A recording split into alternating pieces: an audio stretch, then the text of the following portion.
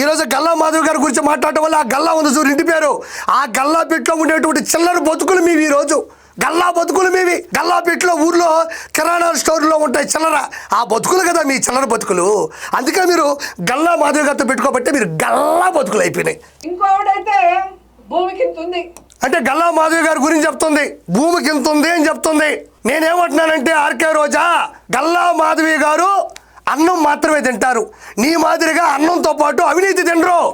అవన్నీ తిన్నావు కాబట్టి ఈరోజు నువ్వు కుతమట్టంగా ఉన్నావు, కుతమట్టంగా. ఆవిడ అవేం తిందో, నువ్వు దోచుకుంటావు యావత్తు తింటావు కాబట్టి ఈరోజు ఆకలేస్తే అన్నంతో పాటు అవినీతి తినడం వల్లే కుతమట్టంగా తయారయ్యావు అన్నది నేను చెప్తున్నా. సాటి మహిళా శాసనసభ్యురాలు గుంటూరు వెస్ట్ ఎమ్మెల్యే అయినటువంటి గల్లా మాధవి గారిని పట్టుకొని బాడీ షేమ్ చేస్తున్నావు. ఇంత ఉన్నావని అలా బాడీ షేమ్ చేయించా? ప్రజాస్వామ్యంలో ప్రజల ఓటుతో గెలిచినటువంటి గల్లా మాధవి గారి గురించి ఆల్రెడీ 2 సార్లు గెలిచి 3 సార్లు ఓడిపోయిన నువ్వు ఇలా మాట్లాడటం ఎంతవరకు సమంజసం నేను అడుగుతున్నా.